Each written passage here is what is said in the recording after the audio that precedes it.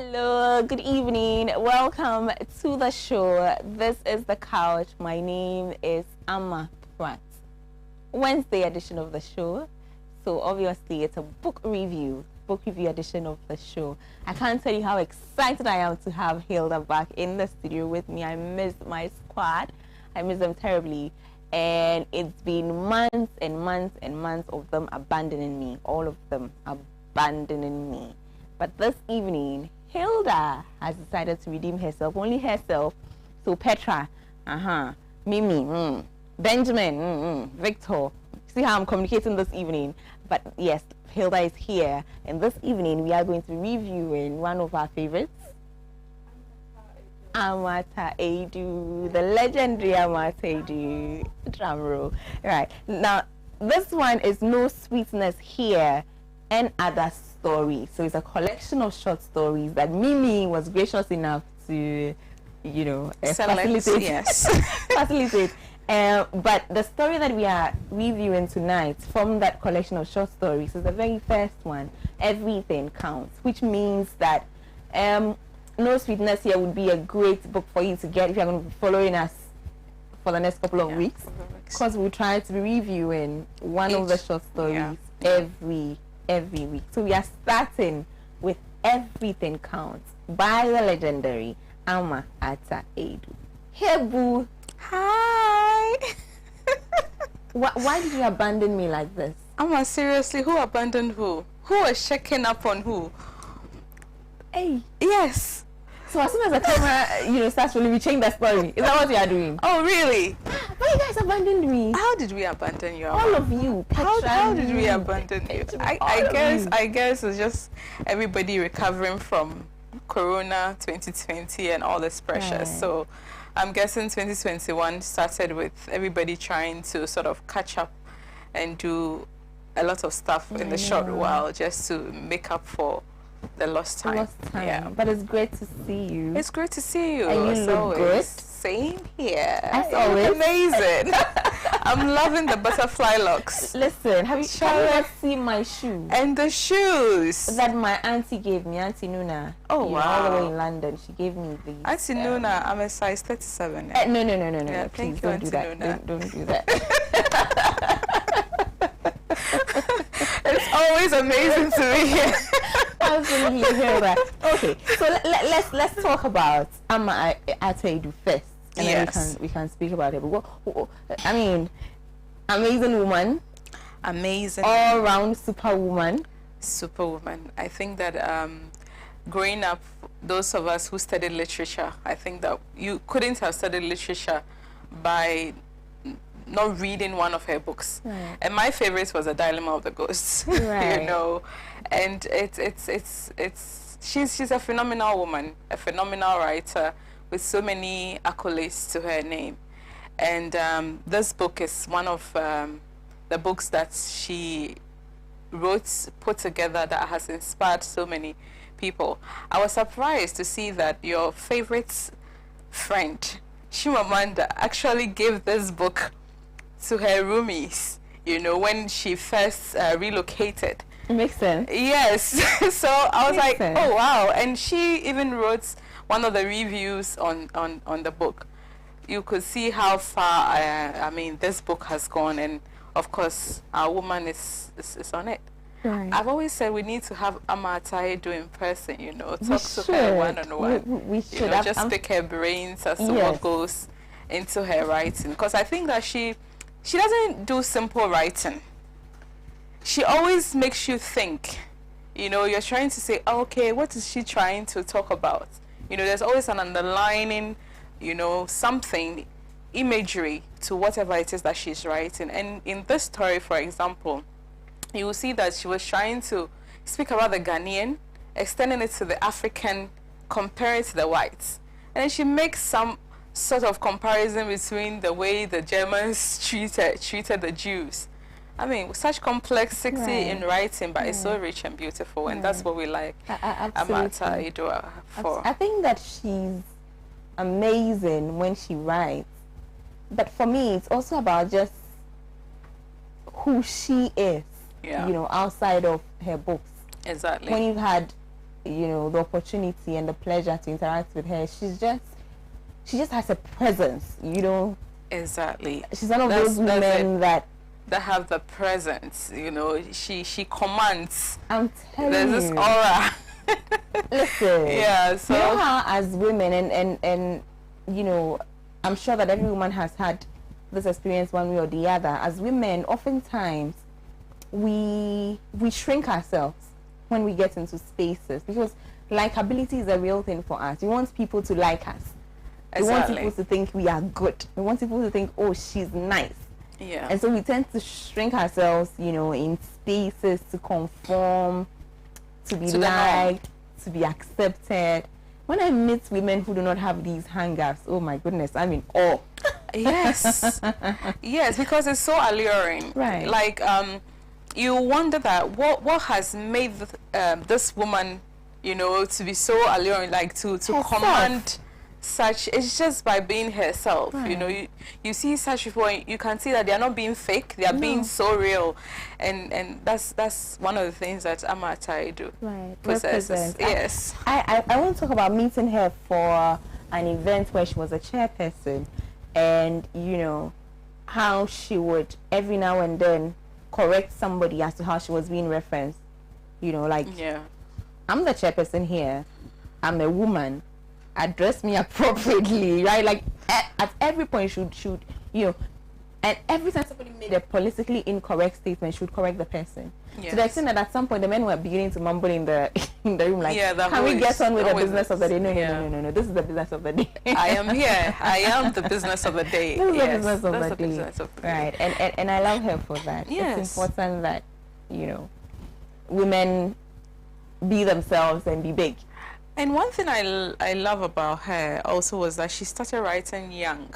Right. In the 60s, you wouldn't expect that, somebody would have the that interest, to start writing, and much more writing stories. And at 16, her books were already making waves.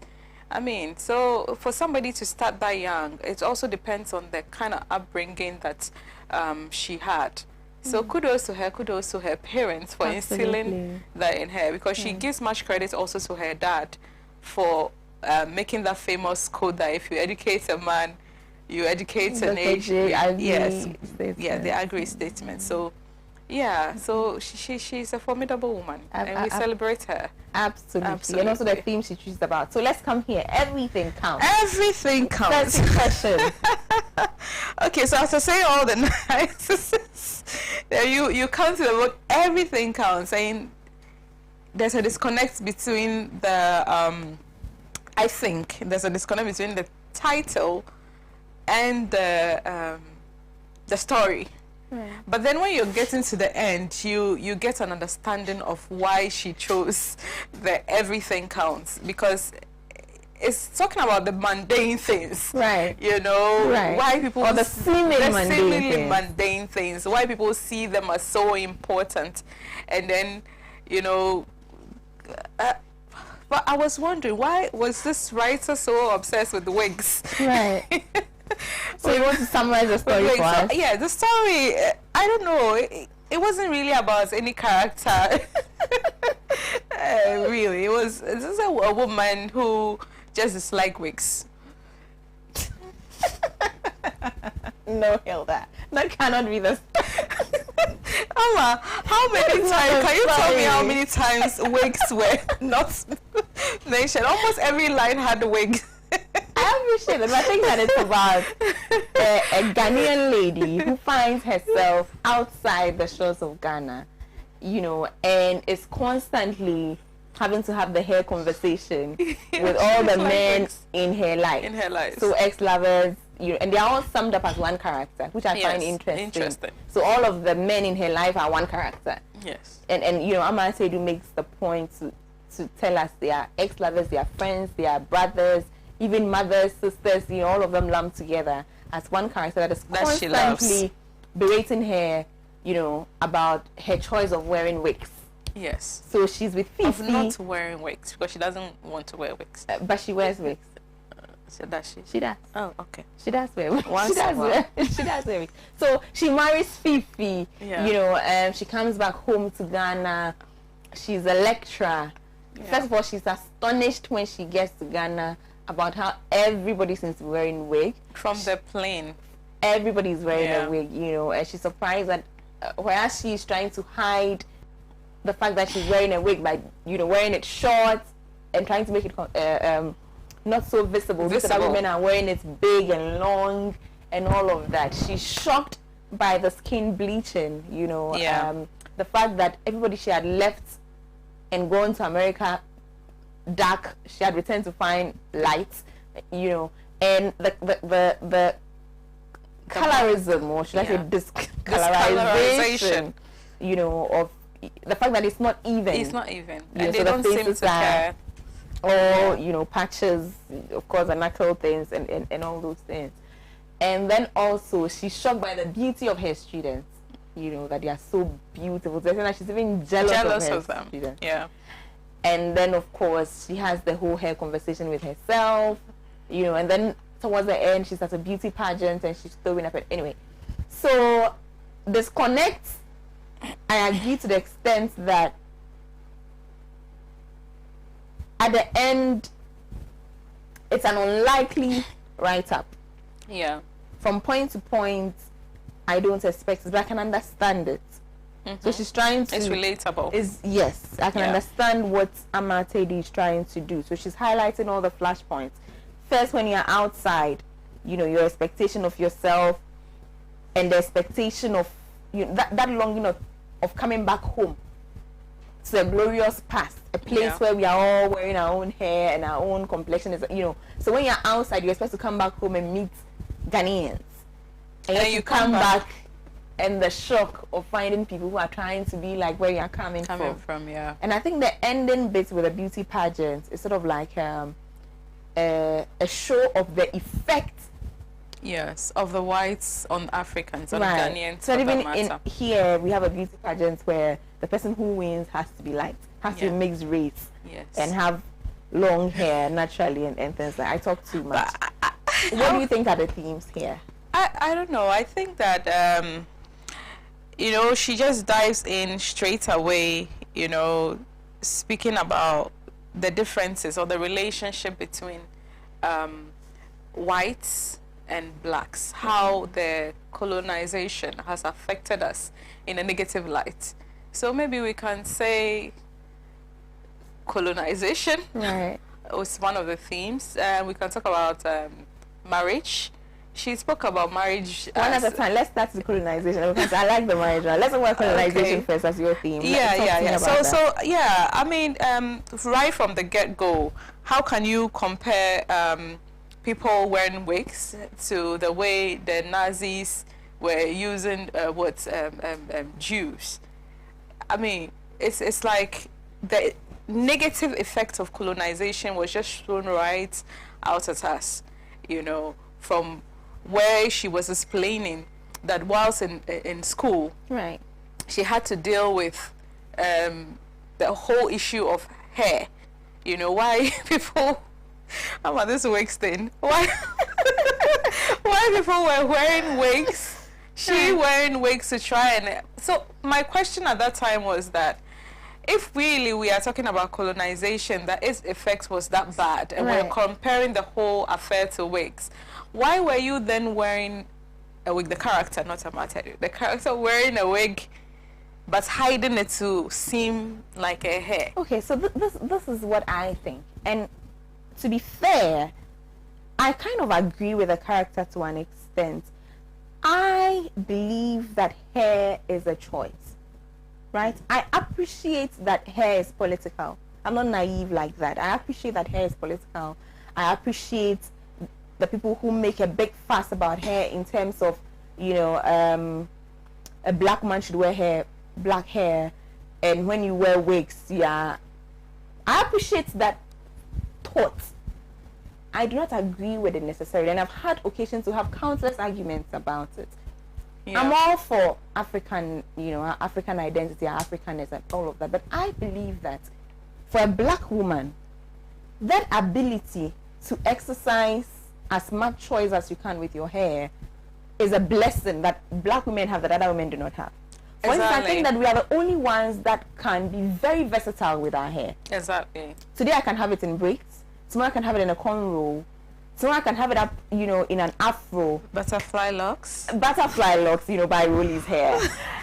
And the next day I put on a wig, you know. And for me, and if you are being truthful as women, it's about the convenience also, right? Yes. Our lives are so busy, and hair is such a big, you know, part of our daily lives that requires a lot. For instance, you could be in a salon for the whole day, you know. So if there's something convenient you can do that can save you time and, you know, effort and all of that, and can have you live a more fulfilling life, such that you don't spend too much time on it, I'm all for that. So for me, it's about choice.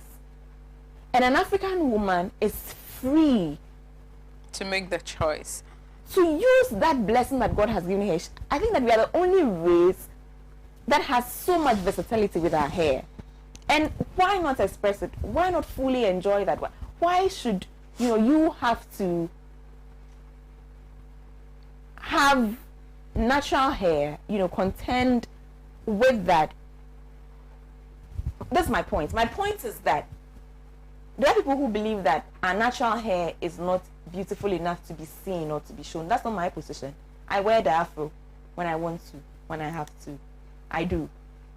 I've had my hair out in its natural state, unpermed, nothing. I've done that. I do that. And I think that my hair is very beautiful. But I also feel that if I want to put my hair in a wig, if I want to sort of braid my hair down and put a wig over it, that's my choice. That doesn't mean that my own hair is not beautiful. It doesn't mean that the wig that I'm wearing I think is more beautiful than my own hair. I think that is a choice. It's just like when today I want to wear a skirt, tomorrow I want to wear trousers, I should be able to do that freely. Yeah. So exactly, and that's why I felt a bit that the writer was a bit off in the whole wig thing. But you see, I think that the main character sort of has my position.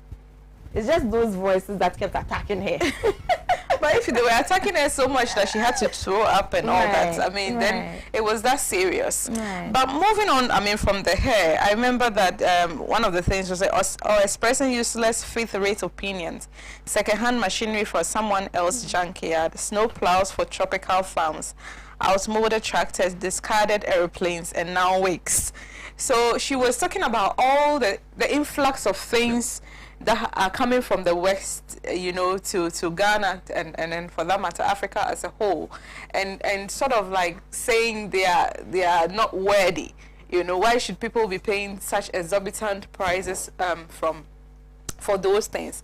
But let's bridge it. We always say that, you know, Ghana is a gateway to Africa and for that matter the world. So are we trying then to say that in the 60s people still should be using hoes and cutlasses? If at that time people here have not been able to develop technology to be able to help the farmer, and someone else has developed that technology and somebody is bringing it to use it, what was wrong with that?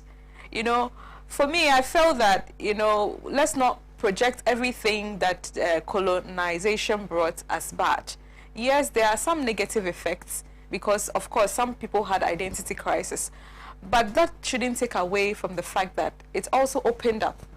It opened up to the author of this book also to be able to travel to other continents to also share her truth. But if we were shut in, you know, what if we were shut in? Will we still be walking around naked? But we were not walking around naked, Hilda. No, hold on. Some people still, I was shocked. Recently, I went to somewhere in Jabuso to find that still teenage girls undergoing puberty rites parade with only beads on in the name of culture, with everybody looking at them. If that was then, I didn't grow up in the era when people were half naked, but if that was then, and if that's our culture, will we still be wanting to be parading around wearing only beads? And will that be okay for all of us? without thinking that that is a backward culture and everything, will we still want to be wearing only My beads? thing is that every culture has had to evolve over time. And Exactly. I think it's a result of globalization, and I refuse to see it as a result of colonization. Okay, well, yes. Yes. But this one was talking about more. But is globalization bad? What's even brought about the whole globalization is the colonization in the first place, right? I'm a hardliner when it comes to this one. You see, when we say let's look at the benefits of colonization, sort of the advantages and disadvantages of colonization, I'm like, there's no advantages of colonization. That's my attitude. So you will take the colonization as the negative one and globalization as the positive one. Which one led to the other? Globalization, what opened the whole of Africa, Ghana, to the rest of the world? Muddy waters, Hilda. Muddy No, waters. there are muddy waters. There are really muddy waters. And I'm not sitting here to be insensitive to the inhumane treatment that was meted out to our forefathers and mothers. And us. We still struggle with colonization. And we still struggle today.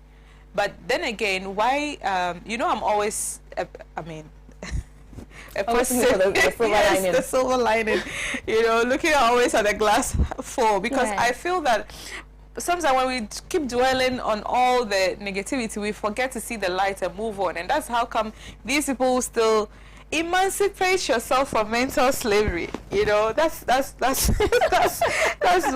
Mali. That's what he was teaching us. Because at the end of the day, they are making us think in a certain way and always thinking that somebody has taken something from us. For me, why don't we look at it in the thing that, okay, somebody has taken something, I have gained something. Now, how am I also going to use that to my benefit? But what did you gain, though? What did you gain? We didn't gain anything. I'm curious. What did we gain? So even in this one, we didn't gain wigs. I mean, if wigs is what we gained, compared to what the colonial masters gained, then really, what did we gain? But colonial masters, they are gone. Right? They are gone. They brought in all the education and all those things. People went to school. You mean formal education? Formal education. You mean their language? But why are we not using our language in our schools, Amma? Why are we not using our language in our schools? Why haven't we decided that this is our way of life and this is how we are going to live? Why is Ethiopia 7 years behind in dates? Why have they chosen that is their dates, that's their calendar, and they are sticking with it? What is ours as Ghanaians? Why can't we stand for something? Recently there's been a lot about Ghanaian culture, and I ask myself, what is the Ghanaian culture? What really is the Ghanaian culture? What are we leaving behind for our children? What is the Ghanaian culture? We find an infiltration of so many foreign schools, and we feel that it's better to send our children to those schools because they are giving them a better formal education. So what is the informal education that we are giving to our children? It's I don't know, it's a bit puzzling. And sometimes when my children ask me questions, I get, because I really do not know. You don't have the answers. The answers to give them. You don't have the answers. Yeah. She said something here, and when I read it, it hit me, right? This one where she says, second-rate experts giving first-class dangerous advice. I'm wondering exactly who she has in mind for this sharp criticism. Yes. Right? Second-rate experts giving first-class dangerous advice or expressing uselessly fifth-rate opinions. Yes. So exactly who is this? So is this the African student in America? Would this be who she's... So let me go back a little. It says, the one about the people at home scrambling to pay exorbitant prices for second-hand clothes from America. And then as a student of economics, she would also try to remember some other truths she knew about Africa. Second-rate experts giving first-class dangerous advice or expressing uselessly fifth-rate opinions. Second-hand machinery from someone else's junkyard. So all of this is for Africa. All of this is for and for the Africans living in Africa. Living in Africa. My goodness. I mean, were we that bad? 1960. Were we that bad? was the situation that's dire, you know, to be giving such opinions? And this person was coming from somewhere. You know, when you go down in the book, I think there was some place that they were asking about the car that she's coming in. Yes. You know, whether she's bought a freezer, and she found all those things as weird, that people will be asking for freezer. And I'm like, so how were we keeping our food then? Do we still want to be keeping our food still in that manner? Yeah. What car are you bringing home, Sissy? We hope it is not one of those little coconut shells with 2 doors, eh? Yeah. And oh, we hope you brought a refrigerator, because you simply cannot find one here these days. And if you do, it costs so much. How could she tell them that cars and fridges are ropes with which we are hanging ourselves? She looked at their faces and wondered if they were the same ones she had longed to see with such pain when she was away. Now, how can a car and a refrigerator be a rope that you are hanging yourself with? I mean, we need to move. We need to move, yes. And we need to keep our food. We need to keep our food. So are we saying that we're going to salt them or boil them, or however they were preserving food back then? I really want to have a conversation with her about this. Yes, because you want to know what exactly were you trying to say. But I get it that, you know, at a point, people were feeling that the things here were of, and people still feel that way, that certain things from certain parts of the world are of a better quality than things here.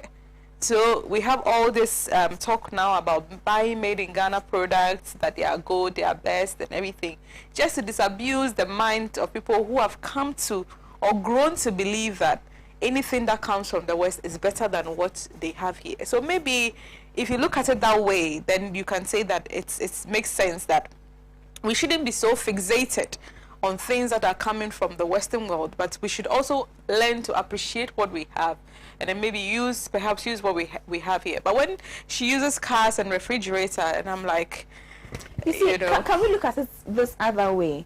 I mean, today, a car and a refrigerator seem like basics. Yeah. Because we need, I mean, how do you live in a car now if you don't have a car? Yeah. It's hard. Or how do you live in a car if you don't have a refrigerator? That's impossible to think. But perhaps at that time, it wasn't a thing then. Now, is her point the fact that we will become dependent on these things and perhaps want more things and become materialistic in a way that will not help us? And if that was her point, would she be right now? For instance, today a car is not about mobility, is it? It's a status symbol. Yeah. So now when you want a car, you're not just looking at how to move from Kaneshi to a car, you're looking at the car that is the latest model. But even then, you know, look at the way the car was described. I hope it's not one of those. So that means that even then, they are looking at a specific type of vehicles. They're not just looking at you driving, you know, yeah, or something like that. Right. So yes, maybe that's what she was thinking about when she was writing these things, and maybe not. But then anyway, when you look at all the things happening now, you could say that she had a point then. She did. Because yes, now people seem to be more materialistic, you know, and the sad story that was running through the weekend of that young boy that was killed, for example. I mean, if you hear the reason for the person's death is so that young people can drive Range Rover and all that, yeah, then maybe we could give it to her that, yes, we are desiring things that is becoming like a noose that we are going to hang around our neck and is going to kill us. So maybe she had a point at that time. She definitely had a point. You know the part of the book that completely throws me? Which part? And I'm sorry, let me talk about this and then you can talk about the marriage theme as well. The part where she's jealous of her students. No, but that is expected. I find that very confusing. Why? And I'm wondering how that aids the narrative. Why?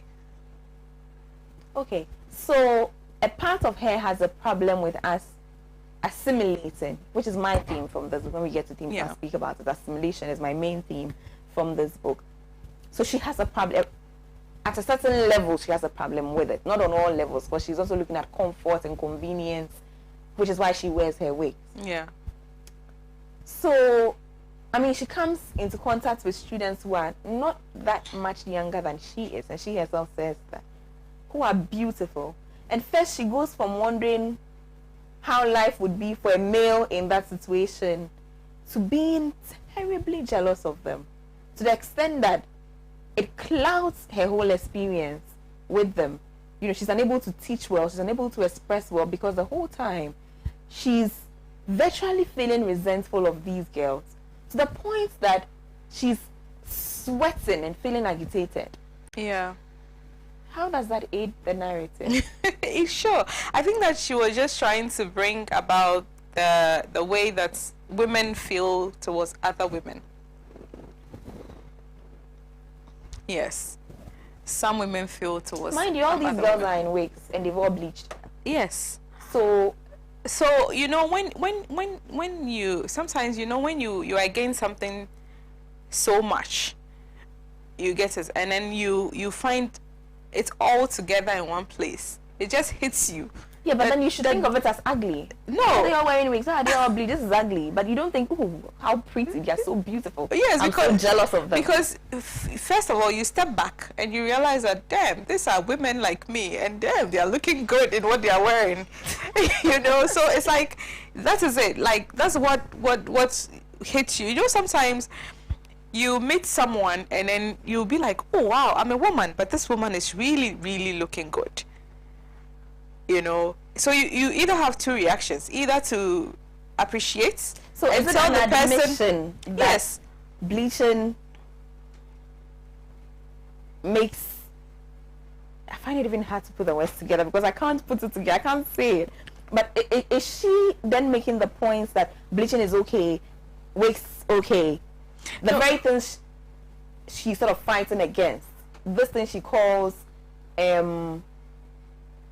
you know, inferiority complex of trying to look like someone else, right? Is she now saying that it is attractive, it's beautiful, it's nice? Why is she jealous of these women? because she found it attractive, and she was only being human. Okay. You know, if like you find yourself in a space where you have one person who stands out, you know, that one lady who stands out, wearing maybe the short things that people will talk about, doing the heavy makeup and all that. It's like everybody will be against that one person, right? But imagine where you are surrounded by them, and then you find yourself to be the opposite side. You are now the one person that everybody is against. How will you feel? That's the one authentic person in this room. Well, that All is of these are fake. Well, I'm the one authentic. True beauty. well, you can take it that way, but that is the author is telling us how people feel truly when they find out that they are odd. Right. Yeah. So much as she was jealous because she felt odd. She felt out of place. She you know, for her to even bring the fact that, oh, okay, if it was a man here, the man would just be fixing his Right. eyes and then be okay and everything. Right. So if there was a man here right now and I'm sitting there, who would he be looking at? Them or me? Them or me? Them or me? Okay. You wanted to talk about the theme of marriage. Yeah, I love the fact that, you know, through it all, I mean, she speaks so highly of her union. I mean, her Fifi. relationship with Fifi. You know, the Fifi understood her to some extent, that she's able to communicate these things to Fifi, and then they'll laugh about it and then move on, you know. And you could see that when she came, you know, Fifi didn't come together with her. He took a vacation, you know, To explore other African countries, you know. And she had to come. You could see that she was missing her best friend. I felt that they had that bond, like, through the writing, you know, that she was missing that person that she can come home to and say that, hey, I went to see these ladies looking all this way, and all, what do you think about it? Rant, cry, and then, you know, then they'll laugh about it. So this is one aspect of a relationship that is so beautiful, that was portrayed in the writer. You know, I mean, most of the books we've read here, you'll find that the men were bad. You know, so you love a good man. I love the good man. I like the the good fifi. Okay, so my theme from this book is assimilation, like I was saying earlier, and I think only this week, I think so, I was listening to Gabrielle Union. Okay. The American actress. Yeah. And one of her interviews, I love her, by the way, and you know, she made a point that I found to be so profound. She said that she felt that assimilation was a journey. Oh, I can't find the exact words, but something about, I'm paraphrasing, assimilation being a journey to invisibility. Right? That the more you try to assimilate and conform and be one with something that is not you, you are on a journey, a sure journey to being invisible. And I thought it was the most profound thing for anybody to say. Because really, what is assimilation? Is when you try to conform and adapt things that are not you and be somebody else. And here I can speak about the French and their, you know, method of colonization. They had the assimilation policy where the colonized French people had to be oriented to become like the French in every sense of the word. And so they had to teach them how to use, their etiquette had to be, you know, retaught, their way of speaking, their way of dressing. It wasn't like the Anglophone type of colonization. The French actually, you know, it was a conscious effort to sort of give them a new culture, the actual French culture. Yeah.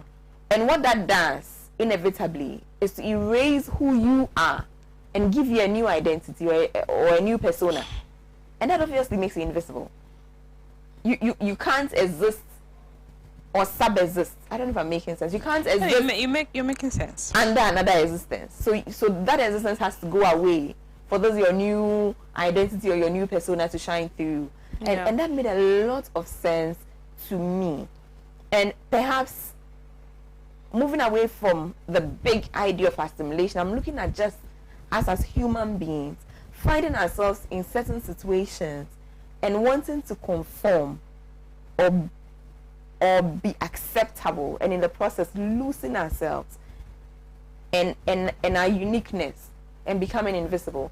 And here, perhaps I'll speak about the Chimota school situation, you know, and how as a people, this thing about uniformity is so big for us. Why are we so fixated on uniformity? Why we want everybody to be the same, everybody to look the same? Shouldn't inclusiveness and diversity be the way to go? Oh, you're putting me on the spot. How am I putting you on the spot? I mean, when it comes to this whole uniformity and diversiveness and everything, I think I'm of a divergent view to when it comes to, especially to education. You understand? And that brings me to what our culture is. It brings me back to that.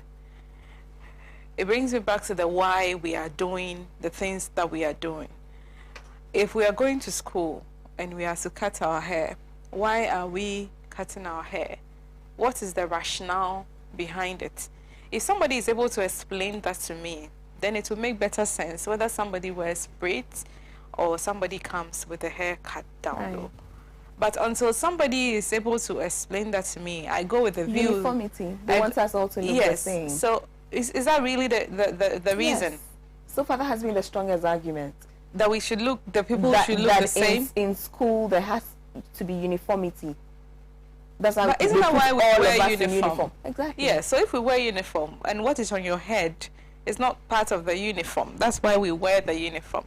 But for me, I'm of the view that, you know, schools should be allowed to have their own rules and regulation.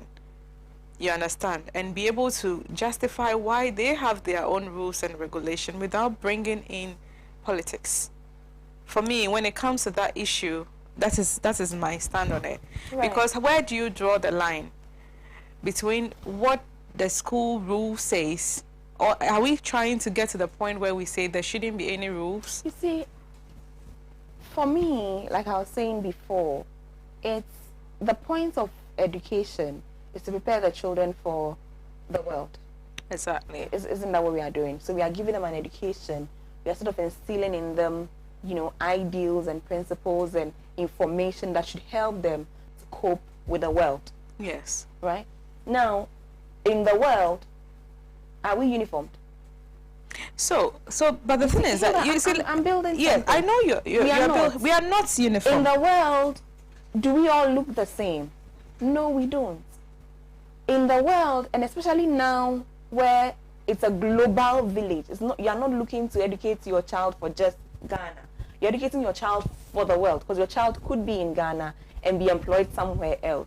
You're hoping that your child is, able and qualified enough to compete with any child anywhere else in the world. I think that the best education we can give to these children is inclusiveness and diversity. Where we tell the children that be uniquely you. Great, but you see, everything is built on something. So what is the foundation that we are building all this inclusiveness and uniqueness and whatever it is that we want to instill in the children? To equip them for the world. What when world? He's done and he's out there. Out where? In the world. Like, let's we won't wear the same thing. No. Me and you will have different preferences for hair. When you look at the way the Chinese and the Japanese train their students, they've been labeled all sorts, right?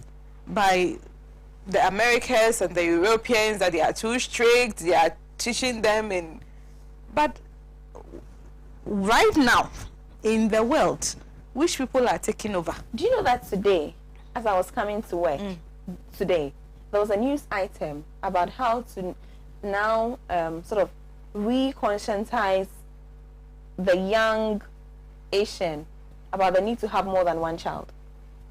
Because over the years, the ideal has been, because of population control, to tell them to have just one child. And it's been done so effectively that the average young person there doesn't want more than one child. The indoctrination has worked so much that now they are trying to teach them or try to introduce them to the concept of good. So they have having more, and now they're having a problem because the youth is like, no, they don't want more than one child. Great, but the way they were able to get them to have one child, it will be the same way they'll get them to start having other children. But you see, before they were able... Is that a problem though? No, but shouldn't people live by choice and what works for them? Then there shouldn't be any laws. No. There shouldn't be any laws. Laws do not inherently... There shouldn't be any laws. No, let's not. Laws do not inherently inhibit your freedom of choice. That's the whole point of laws. Laws actually protect your freedom of choice. Yes. That's why in Ghana we live in a secular state. That's why you are free to exercise your religion how you want. That's why the law doesn't say that by force go to church on Sunday or by force be a Christian. Great. Maybe I shouldn't have used laws. I'm talking about rules, and regulations governing a particular body. You get it? For example, back to the school issue. So a school has a curriculum. We are supposed to come to class at this time, you go to break at this time, you go to this at this time, you go to this at this time. Why? So that within a specified time you can achieve something. Structure. You get it? When we stretch all these things and we are saying people should be free I welcome structure. I know where you are going. Tell an African child that your hair is a problem. But Amma, can it start from home? And I love the fact that these children, when they were asked on a personal level whether they want to keep their hair, they were proud to say it. But can it start from home? They were not ready as children, as young as they were, to let go of something that they have also grown up. Who they are, that's the idea. Yes, no, but that is how they have been brought up. That is how they've been indoctrinated. Are you trying to tell me that if somebody else tries to put something else into their minds, they will immediately change it? It's because from home, that is how their parents have brought them up very well. No, that is how their hair grows on their head. Their parents could have decided to cut it.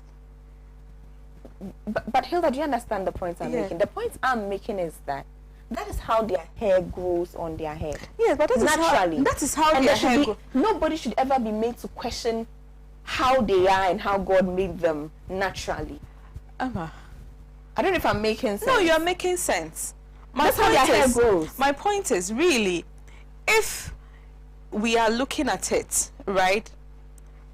Really, when you take your child to the barbers, do you seek your child's opinion that I'm taking you to the barbers to have your hair cut?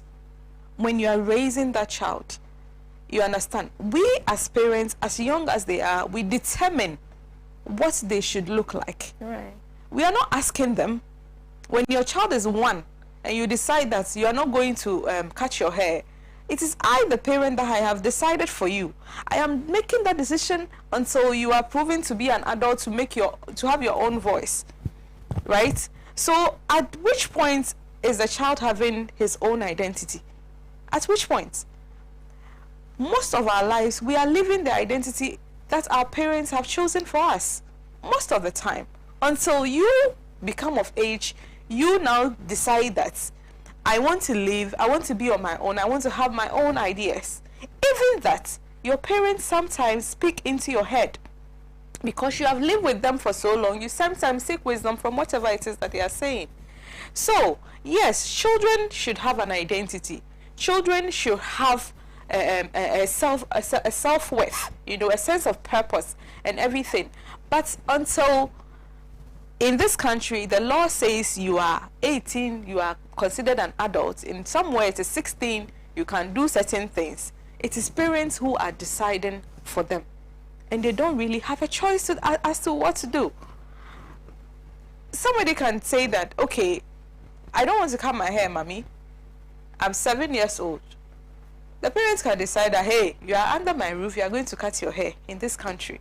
Are we then going to say that, okay, when you go out with your child and then the hair is messy and looking shabbily and everything, you advise, right? So that the child will put this there. But if the child insists that, hey, I want to wear like this, you either have two choices. Either you say you're not coming with me, or you do what? You change your outlook to fit where we are going so that you can come with me. So we instill those things from our children. So let's start from home.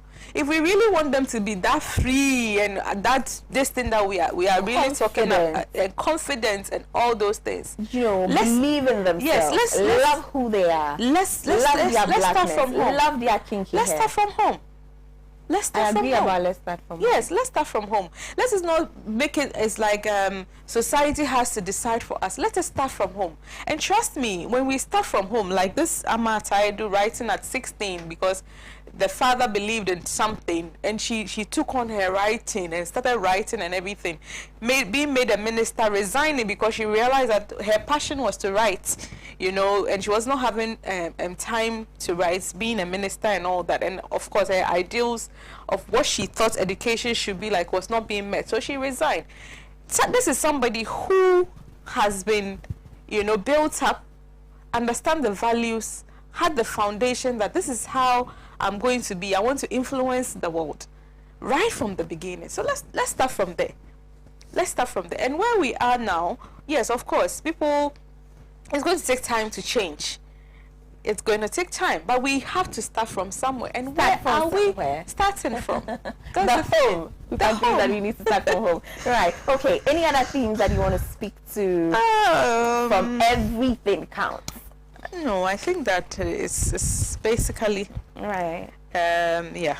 Right. Perhaps this ideal of beauty, you know, and here I'll speak to how the story ends. You know, where she's so revolted, you know, by the person who wins the beauty pageant. This light skin. I think the girl looks like me. Skinny, light. It's only the Rolly's hair that is different. Because this one has, you know, long straight. But the point really is that, do you think that our expectation of beauty doesn't match our truth? For instance, as African women, we are voluptuous, aren't we? We are dark. We are curvy. Are you dark? I'm not. And I'm not curvy either. But wouldn't that be the ideal African beauty, or shouldn't that be the ideal African beauty? For instance, today, Miss Malaika, Miss Ghana, Miss whatever you can think of. I can't think of a chubby, curvy, lady winning. It always has to be the skinny ones. Are all Africans chubby, curvy? No, you are an African. You are not chubby, you are not curvy, you are not busty. Right. I think that we shouldn't stereotype, The point I'm making is that if beauty is to be seen through beauty pageants, then are we not getting it wrong? Shouldn't it be possible for a dark, curvy woman to also win from time to time? Oh, yes. Because everybody who wins is skinny. That's the point I'm making. You see, so that's one thing. It's like, okay, so you set up a beauty pageant with a criteria. Right. And the people who meet that criteria are the ones that go for and the the beauty criteria is never for the chubby. Yeah, so lady. now we have some doing curvy people's beauty pageants and all those things. Right. So that is for them. You see, so there's this whole... But isn't that a problem? No, but the thing is, but it is my show. This is the couch with Pratt. Hey. It's not the couch with Hilda. It is your show. So it's like... But if I choose to take on a project that reflects on the society, it's no longer my show, is it? If I choose to do Miss Ghana as a representation of Ghana's beauty, and I remember one time I was with two elderly men, grown up, and my dad and a friend, and we came across a winner of a beauty pageant. I can't remember which one, Miss Malika, one of them, and as the lady was approaching, I was telling them that, hey, that's Miss something something coming, and I remember the person saying, who? This one. What is about her? So I think that if we've taken on, and it's a big responsibility, the responsibility of projecting the Ghanaian beauty. Exactly. Then we need to reflect accurately what the Ghanaian beauty is. We cannot take the Western standard of beauty and impose it on the Ghanaian society. So what is your basis? What is your ground zero? All of the beauty pageants we have in Ghana. And I don't like the fact that we leave the curvy ladies to the other pageants, not the mainstream ones. Why can't she be Miss Ghana, proper Miss Ghana? Why does she have to be Miss Big and Proud or Miss Fat and something? Why can't she really truly be Miss Ghana? Because look at Maud. If I'm supposed to give a description of who I think a Ghanaian beauty is, perhaps Maud. It shouldn't be me. Not to say that I am not, because I think that I'm fine. No, that's where all the stereotypes. No, that's where all the stereotypes come in. I understand what I'm saying. No, I understand what you are saying, right. And being stretching the argument, but I think you get what I'm saying. I get what you are saying. Now, let me just give you a personal story. Right. So, there was a time I was there and I felt so large. Until a few years back, I was looking at my pictures from SS, and I was looking at myself, and I'm like, so this is how thin I was. I mean, thin. Yeah. I was not even a size 8, but I was made to feel like I was so big and so fat, and so when I was in junior school, JHS, primary JHS, I had a teacher calling me a baby elephant. Do I look like an elephant? My goodness. No, but it's like we are saying this is supposed to be the Ghanaian beauty thing, but it's seen as you are ridiculing, rather than projecting that the person is beautiful for who she is. You think so? Yes. I had been in that position, and I know how it felt. Much to the extent that, like, sometimes when somebody even tells me I am beautiful, I'm like, you must be joking. Because I had been called fat all through primary JSS. But that's my problem, isn't it? No, but is that your problem? Yes. Why? How is that your problem? Because, I mean, anyway, I'm surprised you don't get my point. No, I get your point. But the point is that you are thin. You look like the what is prescribed as the order of the day. Right. So coming from you understand, hating and saying, oh, why shouldn't beauty pageants look at curvy people? That is the true Ghanaian standard and everything. I think it's stereotyping. If beauty pageants are having a criteria, they are looking for this, they are looking for this because they want blah blah blah blah blah blah, whatever it is that they are looking for, that is their criteria. If you feel that you are confident enough, because I'm sure most of the height, they are not actually asking for weight. They mostly, when you look at the criteria, it's they height. ask for weight. Oh, I've not seen weight. They ask for height and all those things. So if you feel that I'm tall, I am this, I am 5 foot what and all that, the criteria immediately eliminates some people. Yes. Immediately. And you think that's okay? For me, I don't think we should push it. I don't think we should push it. I don't even know why somebody will have... if you reach a point that you feel that I am that confident, I'm going to hold... no, you are confident, but you don't meet the criteria. But do you want to attend a beauty pageant? Then why not? Then why not? Go for it. Why not? Go for it. But do you see them even auditioning? Do you see them even auditioning? So it feels like you are conformist. I'm not a conformist. I'm not a conformist. But my point is that people should be made to feel good in their skin. They shouldn't be made. People should feel good in their own skin to want to attempt something. But for me, so long as I haven't seen, I think when they started Ghana's Most Beautiful, you could see some ladies were curvy and everything during the initial seasons. I don't know what happened to them, whether they trimmed them out or what. But in those times, you could see some curvy ladies, some very dark ladies, you know, representing the different regions and everything. It was beautiful. They felt confident themselves enough to put themselves out there. So the criteria included them. Yes, but they felt confident. Yes, but they felt confident to go. But how come for some time now we only see the slim ones? Has the criteria changed? It's the same criteria. It hasn't changed. You still have to speak your local language. You still have to look at all these things. So whoever is drawing that criteria, whoever is going to present themselves, should feel confident enough. Recently, I was watching a show for kids. I don't want to mention it. And then one of the children that came on the set looked beautiful. She was big. And one of the judges go like, I don't like the outfit because it makes you look too much. I felt that was an unfair comment. If a slimmer person was wearing that, would you have said it made her look too much? Why? Because it's a big person that is wearing it at that young age, you can comment that it's making her look too much. But Hilda, doesn't that come back to my point? My point where I'm saying that the only way you can feel for everybody, big, small, fat, tall, short, whatever, is if everybody accepts you as the standard. Accept yourself first. It's hard. It's hard to do that if society is telling you that you are not the standard. Of course, because... So my point is that's why representation is very important. Because people need to see themselves in certain situations. People need to see that, oh, she's big like me, she won.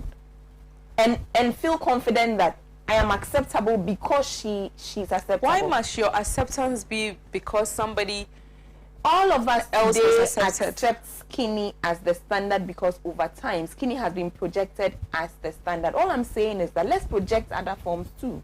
Yes, oh, why not? But you are saying that there's somebody who has taken her money to invest in a pageant should include people. She also knows what she's aiming at. She also knows what her what is she aiming at? If she decided to do Miss Ghana, are we saying that in Ghana there are no curvy, beautiful women? Yes, but she's decided to do Miss Ghana. Who the person doing Miss Ghana herself is skinny. I'm looking for people like me to be Miss Ghana. Because I want to... You are a conformist. I'm not a conformist. Shake the status quo. So who wants to shake the status quo? Shake the status quo. If today I decide that, okay, I'm going to organize a pageant for all forms of girls because I want to have curvy girls for this girls for this girls for this. Even Tyra Banks, when she was doing America's Next Top Model, how did she end up including other types of beauty? She had to now do petite so that she can look at the short and petite models. She did that this thing for. So it's not like you can't just get up one day and then just have a criteria including everybody. It won't work. That is why it is good that now some people are coming for curvy pageants. Some people are coming for this. It will get to a point, then they realize that, okay, all these things, why do we even do pageants? It's just to market products and everything, right?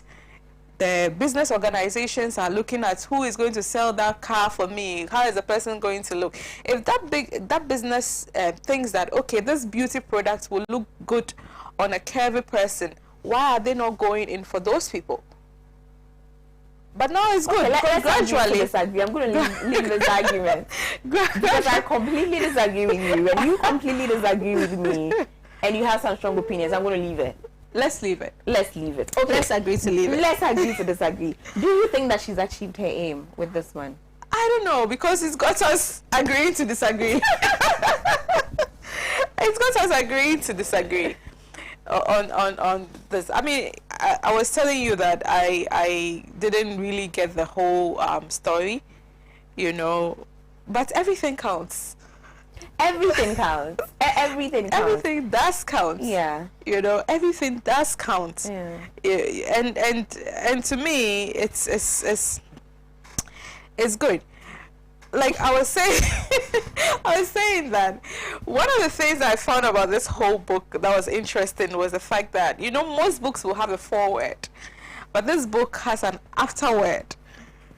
You know, it's like you have to take it all in, then pause, and then okay. Right. Then the person who wrote the afterword came, you know, trying to now break it down, because the book itself is very complex. It's very complex. You can't really get into the mind of the author and then find out what are you thinking.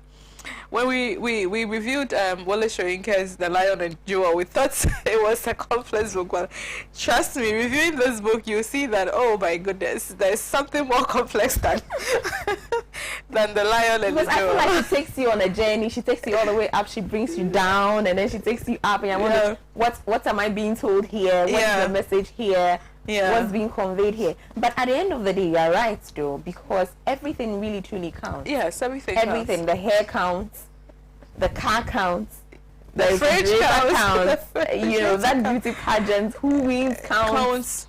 Everything counts. Everything it doesn't counts. matter how seemingly mundane it is or unimportant it is. Exactly, everything counts. Everything that we do as a society has to be thought of carefully and holistically. Which is why we need to challenge the status quo here. We need to challenge the status quo. How do we challenge the status quo, Abba? Is it by not accepting and saying, oh, she decided to do her contest, so let her do what she wants to do? Oh, no. Oh, I thought we agreed. Oh, we are back here, right? We are back here. You won't let it go, right? No, I know you won't let it go. So I agree with you, Abba. Please, beauty contest organizers, open it up. Make sure that you have you open it up. Make sure that you have judges. Other forms of beauty, but they can do it gradually. For me, it's not that they can't do it. They can do it, but they can do it gradually, like Tyra did. You know, the same organization representing the other forms of beauty. Then you get to a point where it is accepted, as you are saying. Then it is like, okay, we are all on the same pedestal.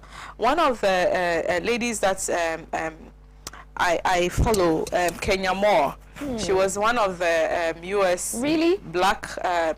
you find her that appealing? I don't find her that. I follow her for some other mundane things. Okay. No, but... the mundane is important. Everything counts. Everything counts. Everything counts. So I find out that she always taunts the fact that she was the second black woman to be named Miss USA and all that, you know. So yes, people were bold enough to go and then set the pace, and now we are seeing other people.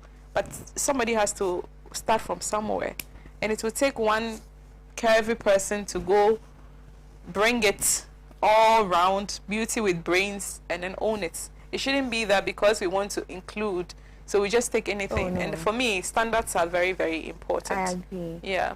I definitely agree. So let me just say something, Right. you know, about this whole bringing it. You know, I met a young lady, very, very, I'll say the lady was hardworking in a studio, not this one, early morning show.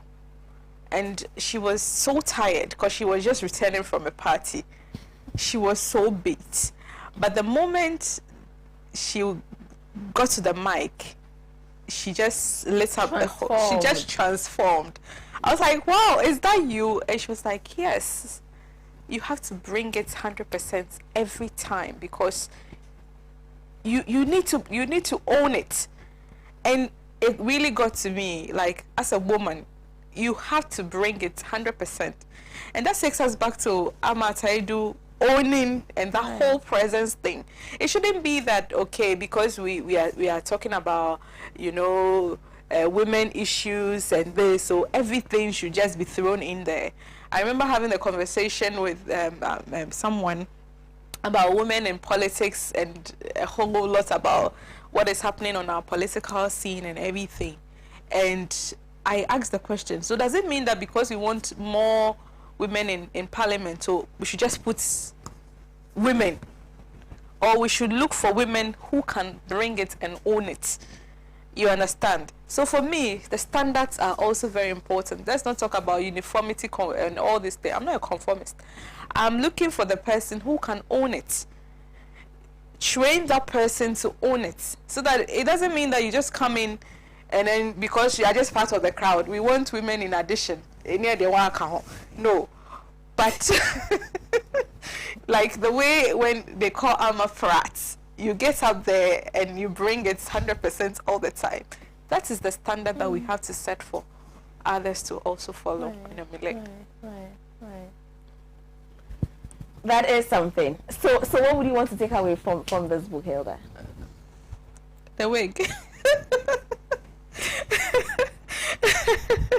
What about the wig? What's about the wig? What about the wig? So I was telling a friend of mine that, you know, I remember making a post about hair products. Right. And then I think Maame was like, you have natural hair? I was like, yes, I have natural hair, but I'm always braiding it, so you hardly see.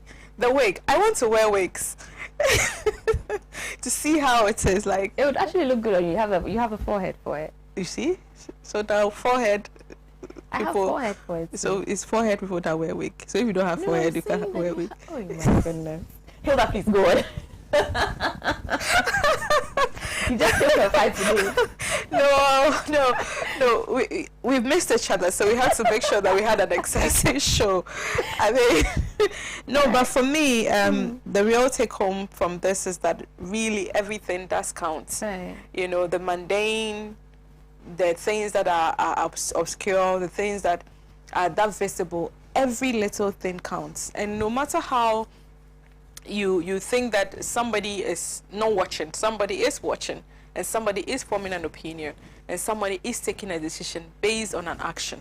Right. So everything really and truly counts, just as the title of the book says. Whether I agree with how the author chose to portray that everything counts or not is a different matter. I don't totally agree with the write-up. I felt that it could have been a bit simpler, because this book is actually being read by senior high school students, you know, and I found some of the questions that they were asking were, that would be another topic, but when I was looking at some of the questions that come from this book, they're asking, what is the name of the character? You know, at this stage, are we still asking children to read book and name characters? You know, that's a different thing. But are they just reading for reading? What will they ask? This happens. We had the whole hour talking about the at our level. Look at how you're struggling. We're not struggling. We've had so were we quiet? If we're struggling. No, but here's how you understand. I get you. It's a very complex read. It's a complex read. So there should be more. We we want our children to be independent thinkers. Right. So they shouldn't be asking what is the name of. We've not even mentioned a character. It doesn't really help the conversation in any way. If I know that the character's name is Cece and so what? Right. But what is it that we are talking about? What's the theme? What does the title of the book speak to? You know, but don't be asking the children what is the name. What is the name of the auntie in this thing? And I get what you mean. You get it. So it's interesting that it's been read in as part of this thing. But as it's been read, how complex is it? Let the children debate on the book, really tear it apart and rewrite it. I love it when they give work. When I was in SS, and then they said, give your own ending, you know, or give your own beginning of the story, or rewrite the story in your own words. Unpack it, you know. Then maybe I could rearrange this whole book and then see. I wish we could do a remix of books. Books, you know, just songs we remix books. We should be able to remix books. I can see this, putting this parts of this, like taking this part, the part about Fifi traveling to see the world, and mixing it with the book, the Zikora of the missing. The man just went a haywire, you know, just fixing it to just make it a beautiful, perfect picture. Be the first person to remix the book. Wow. Let's see how that goes. Wow. That's a good idea. Wow. Are you giving me work? I'm giving you ideas, my darling. Okay, Mimi. So, are we excited to review the next short story? Yes. We are so excited to read the next short story. What's the title? 1 second. Let me just get the title. Oops. Oh, no. Do you need my help? Yes, please. If you can quickly get it. So, trying to get the next title. For whom things did not change. Right. For whom things did not change. I think that so far that's because I read only 2 of the 11 books in this book. This No Sweetness Here and Other Stories. Yes. I'm just helping you. Oh no, I mean the next one is for whom you asked for the next one.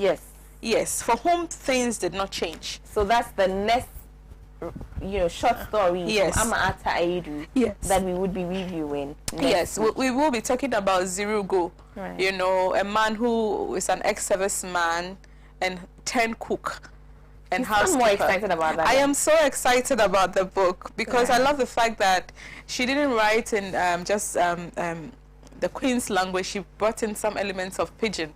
Right. You know, so it makes the book relatable. Right. You know, looking at what ex-servicemen went through, how people had to transition from roles, you know, into other roles just to make sure that they make ends meet, and how the young master, you know, was appearing, you know, wanting to also try.